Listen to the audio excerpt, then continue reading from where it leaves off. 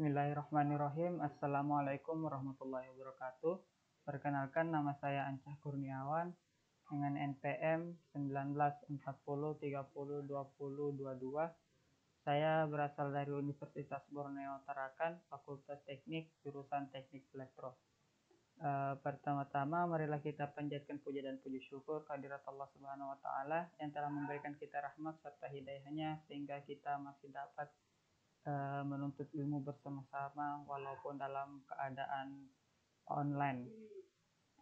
Tak lupa pula kita kirimkan selawat serta salam kepada junjungan kita Nabiullah Muhammad SAW yang telah membawa kita dari zaman kegelapan menuju zaman terang benderang. Pada kesempatan kali ini di sini saya akan melakukan presentasi mengenai karakteristik pengendali PID dasar dalam mata kuliah dasar sistem kendali.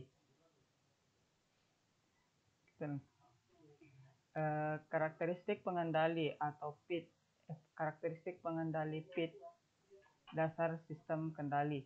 Kontrol PID sejatinya digunakan untuk memperbaiki performasi sistem melalui perbaikan respon, misalnya mengurangi atau menghilangkan steady state error atau memperbesar kecepatan respon. Cara ini tak lain dan tak bukan untuk dapat dilaksanakan dengan menggunakan alat-alat kontrol jenis P atau proporsional, I integral atau D derivative. Spesifikasi perencanaan sistem kontrol. Yang pertama, ketelitian atau akurasi. Yang kedua, kecepatan dalam memberikan tanggapan atau speed of response. Yang ketiga, paling lama atau setting time. Yang keempat, stabilitas yang ditanya dalam gain margin dan stage margin. Jika sebuah sistem stabil dan hanya memerlukan perbaikan respon, maka yang dilakukan adalah yang pertama, PID controller, yaitu menggunakan alat-alat kontrol PID yang mengcovernya. Yang kedua, teknik kompensasi. Teknik kompensasi, jika terjadi ketidakstabilan untuk memperbaiki respon tersebut, maka pada sistem ditambahkan peralatan kompensasi. Peralatan ini mampu memodifikasi penguatan dan sudut fasa agar dapat menghasilkan perbaikan terhadap gain margin dan fase margin. Lanjut. Dengan demikian dapat disimpulkan bahwa perbaikan sistem kontrol dilakukan dengan dua cara, yaitu menggunakan controller dan teknik kompensasi. Yang controller atau pengendali merupakan otak suatu sistem yang berfungsi sebagai yang pertama, membandingkan output plan dengan set point. Yang kedua, mengirim sinyal yang sesuai ke elemen kontrol akhir untuk menjaga variabel yang dikontrol berada pada set point-nya. Selanjutnya, final control element. Pada final control element, secara umum dibagi menjadi dua, yaitu yang pertama, final control element untuk pengendalian on-off. Contohnya, solenoid valve, heading element, electrical contractor, dan lainnya. Yang kedua, final control element untuk pengendalian continue. Contohnya, kontrol valve dan lainnya dengan menggunakan pengendali P, PI, PD, dan PID. Kontrol valve harus secara kontinu mengendalikan manipulasi variabel agar variabel proses selalu tetap sama dengan set point. Jenis pengendali ini biasa digunakan pada sistem pengendali proses. Selanjutnya, untuk itu ada beberapa jenis-jenis pengendalian atau controller.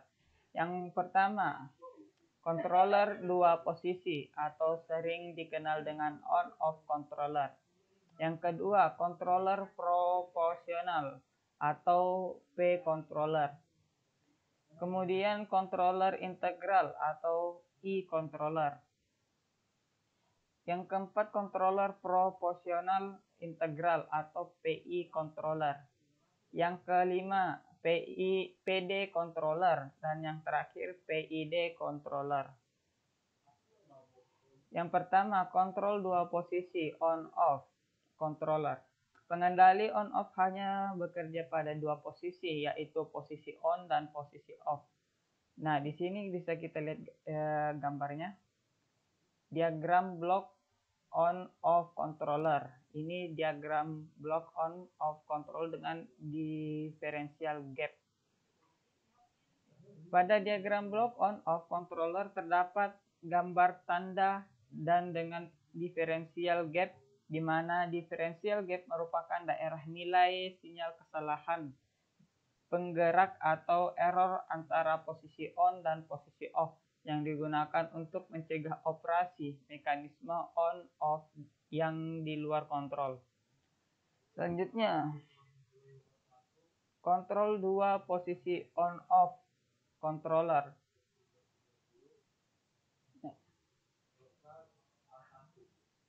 Hasil pengendalian on-off pada grafik kerja menyebabkan variabel proses yang bergelombang, tidak pernah konstan. On-off controller dapat menjalankan suatu device pengoreksi apabila terdapat suatu sinyal error dan mematikannya apabila sinyal errornya sudah hilang.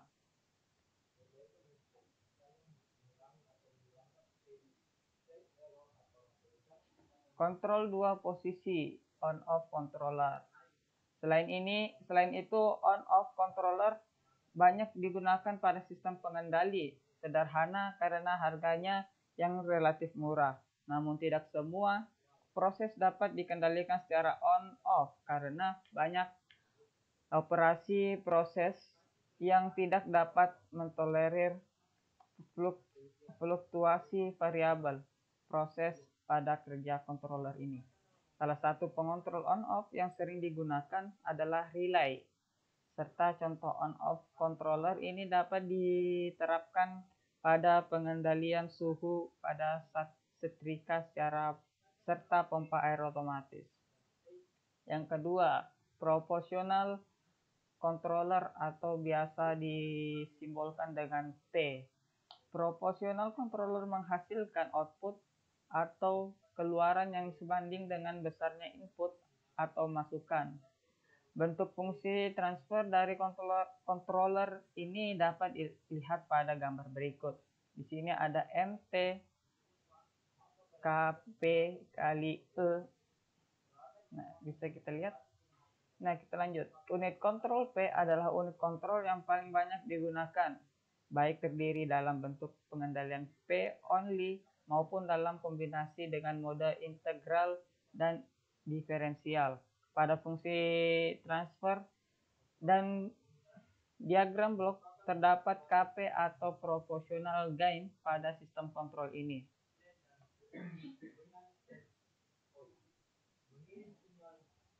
Secara proporsional kontrol ini masih lanjutan yang tadi. Secara kontrol proporsional controller dapat diamati pada grafik di mana output secara selalu mengikuti input. Secara proporsional, naik turunnya input diikuti secara langsung oleh output dan besarnya selalu sama dengan input dikalikan dengan gain. Jadi bisa kita perhatikan. Jadi lurus naik ini selalu diikuti oleh output.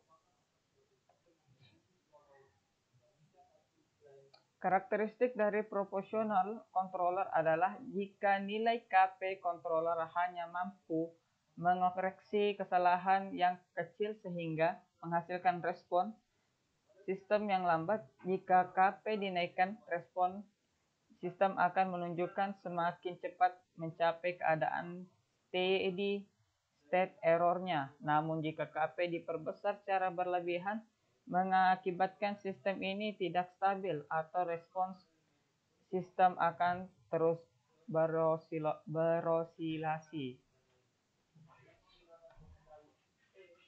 Ketika proporsional controller gagal menjalankan sistem secara sempurna, sehingga perlu dicari alternatif untuk menjalankan kekurangan pengendali, karena sistem ini selalu membutuhkan error untuk menghasilkan output.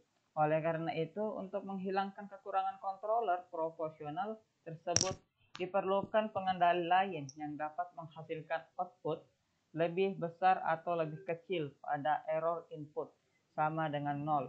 Karakteristik ini hanya dimiliki oleh pengendali internal. Kemudian kita lanjut yang ketiga.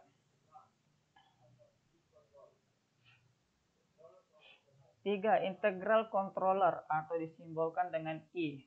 Karakteristik dari integral controller ini merupakan karakteristik unit integrator. Di sini bisa kita lihat gambarnya, grafik. Pada ilustrasi grafik kerja integral controller, arus yang besar antara waktu A dan waktu B menyebabkan output mengalami perubahan yang cepat. Ketika error semakin kecil antara B dan D menyebabkan output naik lebih lambat. Ketika error menjadi 0 pada waktu D, output controller tidak berubah, tetapi tetap mempertahankan output pada posisi output pada error 0. Jika error negatif antara error E dan F menyebabkan perubahan output menjadi negatif. Beberapa karakteristik integral controller adalah yang pertama, output controller membutuhkan selang waktu tertentu sehingga sistem akan cenderung memperlambat respons. Yang kedua, ketika arus sama dengan 0, output controller terus bertahan pada nilai sebelumnya. Yang ketiga, jika sinyal kesalahan tidak sama dengan 0, output akan naik secara terus naik atau turun dipengaruhi sinyal kesalahan dan nilai KI. Yang keempat, konstanta integral KI dengan nilai besar akan mempercepat hilangnya kekurangan pada saat yang ada pada sistem. Semakin besar nilai KI mengakibatkan peningkatan osilasi dari sinyal keluaran controller. Selanjutnya, ketika P controller diperbaiki oleh integral controller dan kekurangan pengendali integral diperbaiki oleh PI controller, tetapi masih mendapatkan respons sistem yang lambat. Apabila sistem pengendali ini diterapkan pada elemen temperatur, upaya memperbaiki respon ini didapat dengan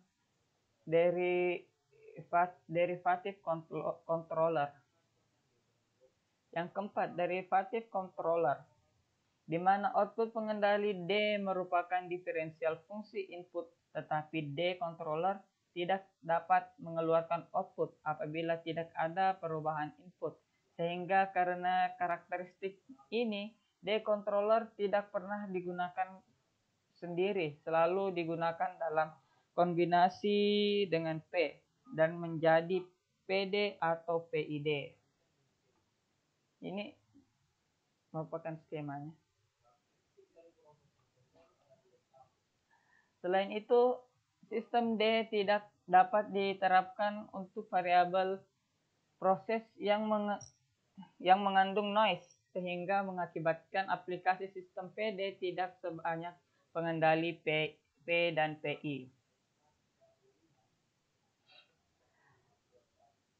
Ini bisa kita lihat, bisa mungkin dibaca dulu. Grafik ilustrasi kerja pengendali D dapat dipahami sebagai kompor pemanas air. Temperatur air mula-mula 30 derajat Celcius dan air dipanaskan dengan kompor gas menjadi 60 derajat Celcius. Karena dinamika proses pemanasan, jika api kompor dibiarkan kecil, pemanasan akan menjadi lama. Sebaliknya, jika api besar, sangat memungkinkan temperatur melampaui set point. Cara paling efektif mempercepat pemanasan adalah dengan memperbesar api di awal, kemudian mengurangi sedikit demi sedikit sebelum temperatur sampai pada titik yang diinginkan. Nah, di sini bisa kita lihat bahwa ini adalah api kompor, dan ini adalah air, dan ini temperaturnya, suhu.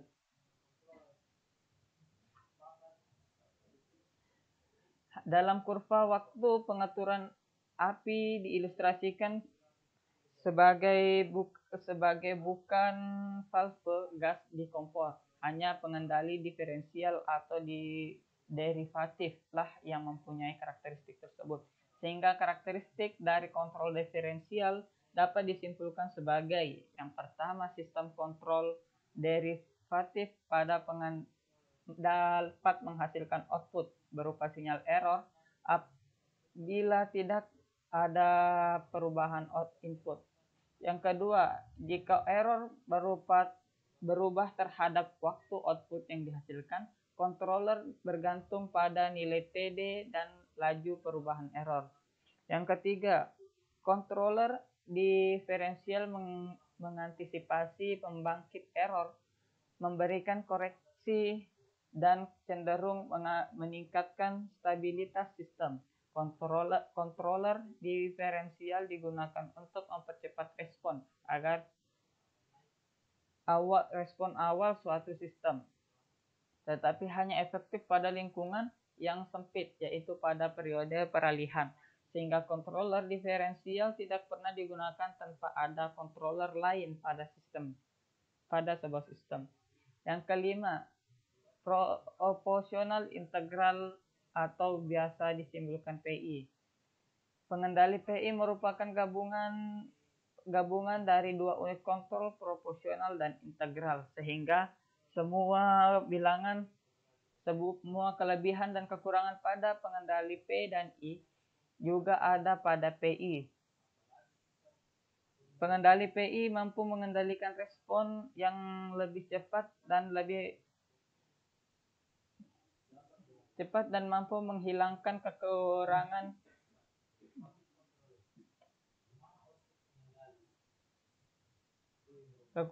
yang disebabkan oleh pengendali P. Proportional Integral Controller PI. Pada ilustrasi kinerja pengendali PI ada dua komponen pada besaran output. Komponen pertama adalah error X gain yang berasal dari komponen P.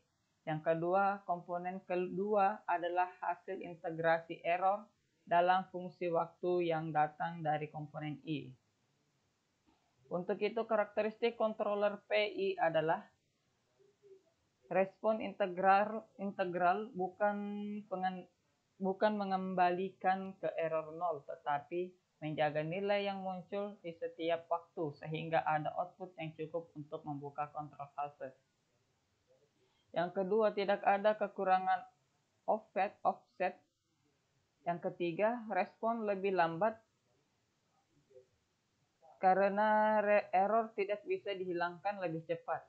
Harga overshot paling tinggi. Yang terakhir digunakan sebagai reset action. Yang keenam, Proportional Differential Controller atau PD. Disebabkan karakter diferensial hanya menghasilkan output bila ada perubahan input, sehingga pengendali diferensial pada sistem ini digunakan secara paralel dengan pengendali proporsional, sehingga karakternya antara P dan I saling berkesinambungan.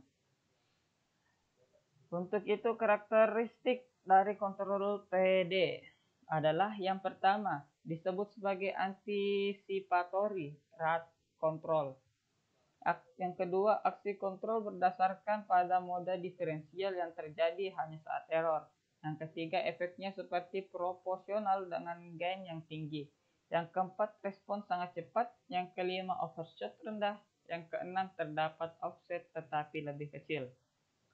Dan terakhir, PID controller. Komponen di sini bisa kita perhatikan dari atas sini kemudian turun ini. Komponen PID berguna untuk mempercepat reaksi sistem, menghilangkan offset dan mendapatkan energi ekstra. Di saat awal perubahan loop, pengendali PID memiliki sifat yang ada pada unsur PIND. Kemungkinan dengan settingan KP, TI dan TD yang sesuai dari masing-masing unsur dapat digunakan sesuai dengan kebutuhan sistem. Adapun karakteristik dari PID controller ini adalah yang pertama paling baik tetapi paling mahal. Yang kedua, offset dihilangkan dengan aksi integral overshot dan waktu isolasi diturunkan dengan waktu diferensial. Yang ketiga, diterapkan pada sistem yang sedikit lambat dan tidak menghasilkan noise. Misalnya diterapkan pada temperatur. Desain controller dasar dengan MATLAB.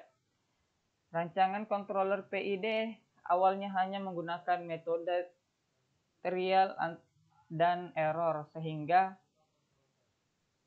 akan menghasilkan waktu yang lama. Soft part MATLAB dilengkapi dengan toolbox membantu perancang untuk memahami respons sebagai input yang berbeda.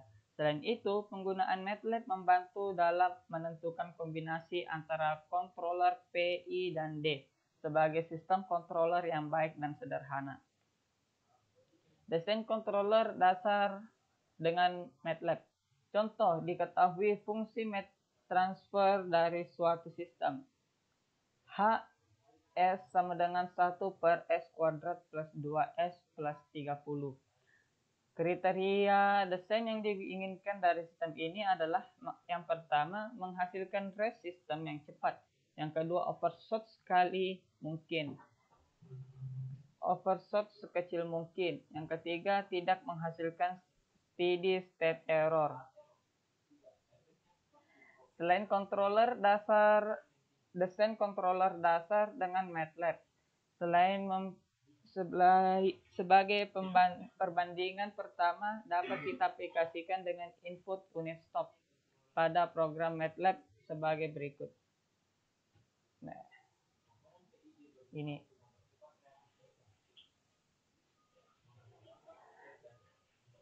Dari kurva hasil respon hasil steady state error untuk sistem adalah mendekati 0,965. Hal ini disebabkan dari respon tertinggi hanya didapatkan pada amplitude 0,035. Selain itu, rest time dari sistem cukup lambat sehingga sistem tidak menguntungkan untuk memperbaiki respon. Dengan sistem kontrol yang baik, diperlukan sistem loop tertutup yang mempunyai feedback sehingga kondisi sesungguhnya dengan set point bisa dibandingkan. Controller proporsional.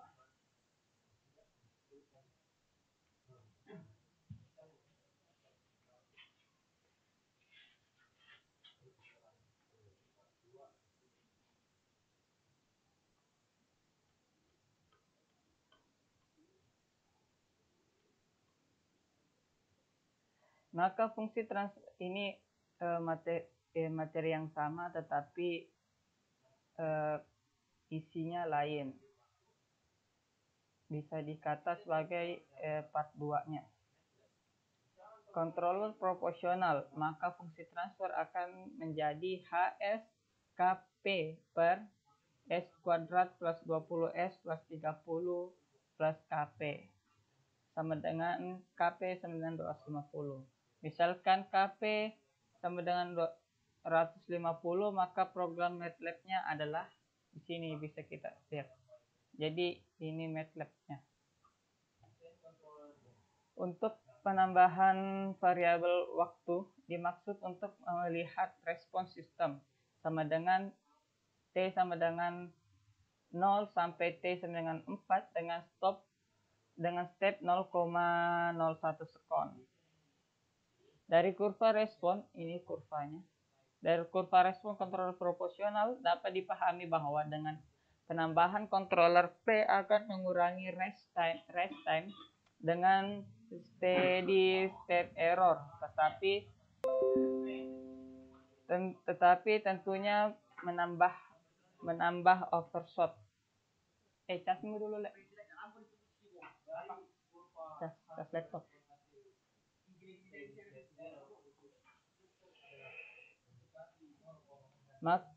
Yang selanjutnya controller proporsional. derivatif PD.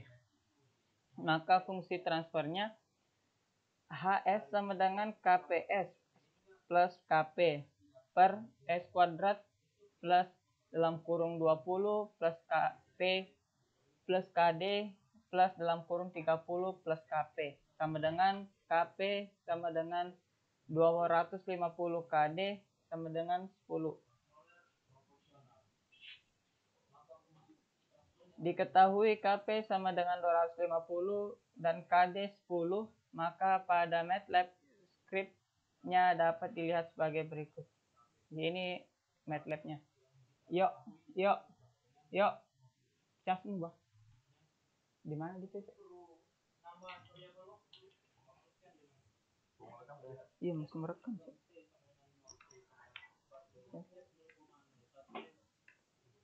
Daripada mati. Kita lanjut. Controller proporsional derivatif D.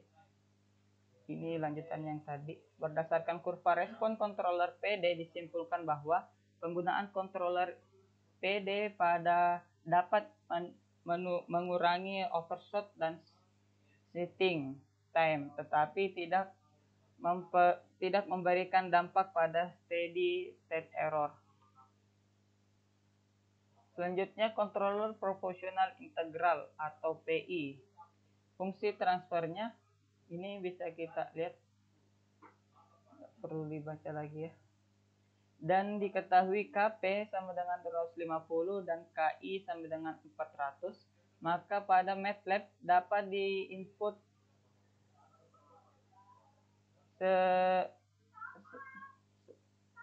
sebagai berikut. Ini MATLAB-nya agak tertinggi. Selanjutnya controller P dan I memiliki karakteristik yang sama pada rest time dan overshot. Oleh karena itu, nilai KP harus dikurangi untuk menghindari overshot yang berlebihan. Nilai KI lebih besar dari KP karena untuk mentiadakan steady state error. Jika KP lebih besar dari KI, maka steady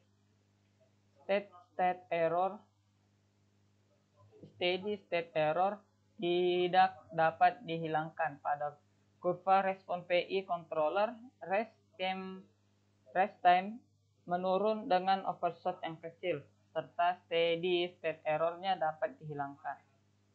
Selanjutnya, controller proportional integral derivatif. Jadi, ini merupakan penggabungan dari P dan I, PI, PD, seperti itu. Jadi, ini merupakan bentuk sempurnanya.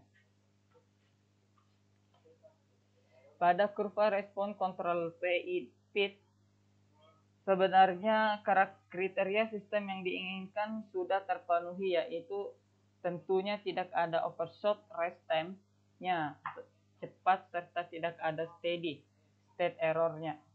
Untuk konstanta KDKP dan KI yang diinput pada beberapa script sebelumnya itu sebenarnya diperoleh dari serial and error, sehingga ketika seorang perancang dengan perancang yang lainnya atau seorang engineer dengan engineer lainnya tidak dipastikan akan mendapatkan nilai yang berbeda untuk memenuhi kriteria yang diinginkan.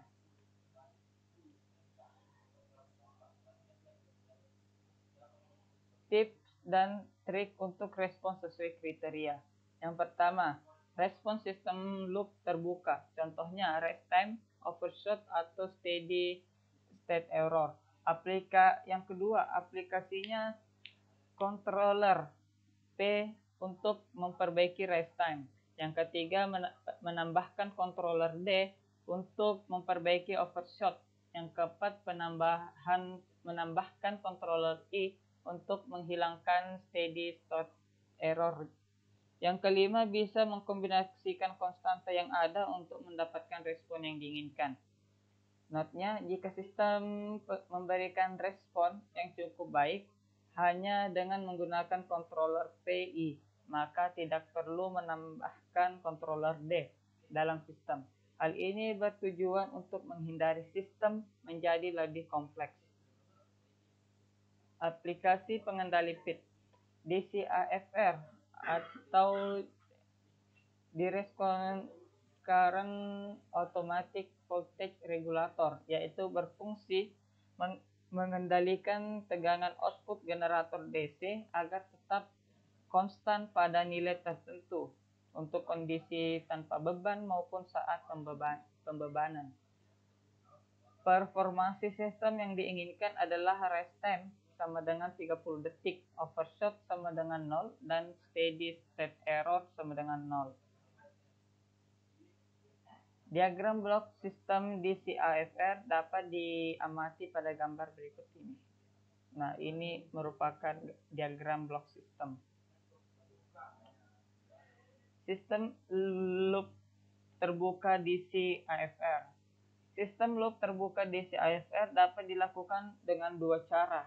Yang pertama, mengubah sistem fisik menjadi model matematika dengan bentuk persamaan diferensial. Yang kedua, menganalisis data input sistem secara online langsung ke alatnya. Dan cara yang lumayan efektif ketika sudah menggunakan software MATLAB adalah cara yang kedua, karena pengambilan data dilakukan melalui software MATLAB tersebut.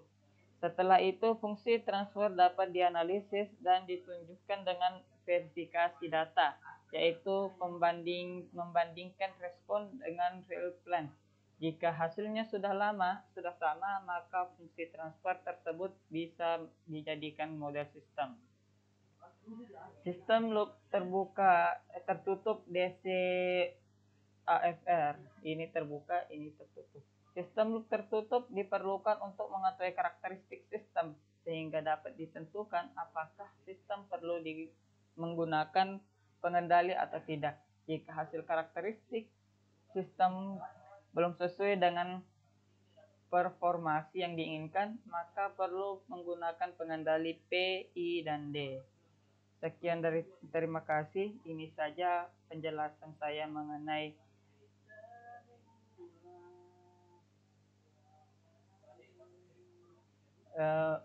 karakteristik pengendali PID.